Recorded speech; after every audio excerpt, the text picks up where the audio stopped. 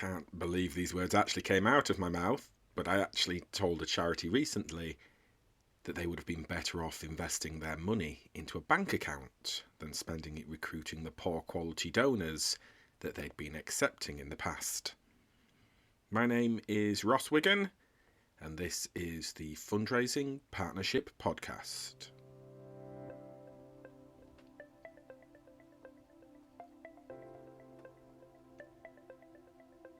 Look, everyone's got different metrics when it comes to what makes a face-to-face campaign a success.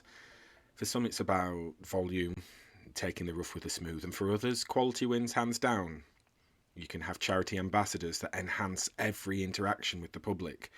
You can put me firmly in this bracket, as this is what I believe, and the data shows, is most profitable for charities. There's loads of reasons why I think this is the best route to go down. There's the obvious ones about fewer complaints, improved brand awareness, even from the people that say no, they don't want to support. And then the reputation damage that you can have if you don't do it the right way. But there's the data. The data shows that quality donors in the right age brackets who genuinely care about your cause donate for longer. They give you a better return on investment, and crucially, they go on to significantly donate to you in various other ways, including leaving gifts in their wills. This is where the beauty lies, in the hidden gifts that we as lottery or regular giving fundraisers might not actually see come into the charity, but do come in for us. When you look at the data, as we've done here at the Fundraising Partnership, it's clear that charities who focus on quality end up with millions, and I mean millions more, in donations on top of the products that those donors were originally recruited for. Those who focus on sheer volume of recruits that they can bring into their charity, well, it might make them feel good with those big numbers that they can report to their directors and trustees, but with many it's a short-term high.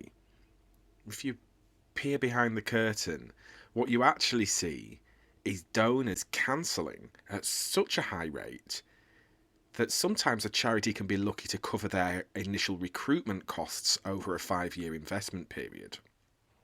I've actually heard of a very, very well-known international charity having to stretch their investment reporting period to 6 years, just so they could hit a benchmark figure that they'd previously accepted as the minimum over 5 years. It's just mad to think they've had to do that just to make the numbers stack up for them. High cancellations, it's the typical leaky bucket scenario, where you're chasing your tail, recruiting enough just to cover those who are leaving and hopefully show some element of growth. It's a vicious circle, where you're recruiting just anyone with a pulse just to cover the poor practices of the past. This is exactly what one charity I spoke to had accepted from their previous agency when I looked at their retention over 12 months and factored in where they would be in 5 years' time. They could have made more money simply having their money and their investment costs sat in a bank.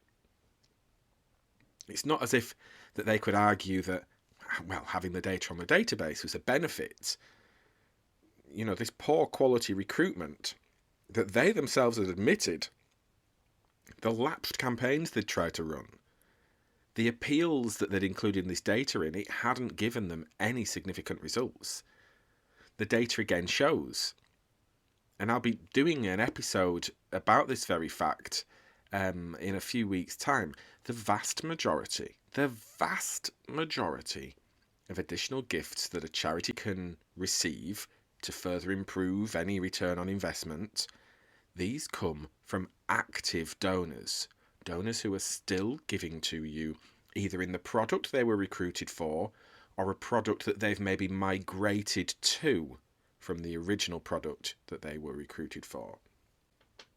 We've got a huge amount of data here at the Fundraising Partnership from some of our really big national clients to show that the majority of additional gifts come from donors of a certain age. Age profiling your new recruits is hugely important to get the maximum benefit for your return on investment. I'd really encourage anyone listening to go and look at their data. Model out exactly what it is that you're seeing with your donors. How much money are you actually making over 5 years and longer?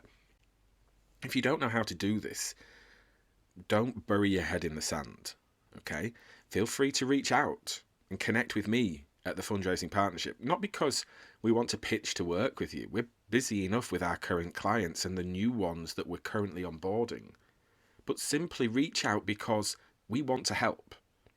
If we can give advice or guidance for anyone struggling to get a grip on their actual profitability, that's what we want to do. We want to try and improve what happens in the sector. We've actually developed a tool that can forecast your return on investment based on the early retention that you're seeing from your recruits. All you'd need to do would be to share with me the cancellation percentages that you're seeing early on, the no-shows, the percentage of people cancelling after one payment, after two payments, and for as long as you can do, really. And what we can do, even with just the first 3 months, we can compare those results to the dozens of different projections that we've created from hundreds of thousands of charity records.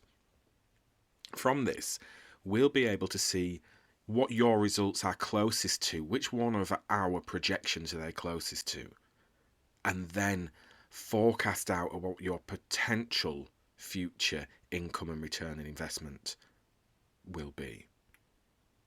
If there's just one thing that you're going to take away from this podcast, it's that your data doesn't lie. Okay? But you need to find the time or find the expertise to look into your data, to make sure that you're delivering the income that your charity needs, and not delivering them challenges for someone else to sort further down the line. That's it for this episode. If you like what you hear, please subscribe, and then you can look out for more content coming soon. Hope you have a great day.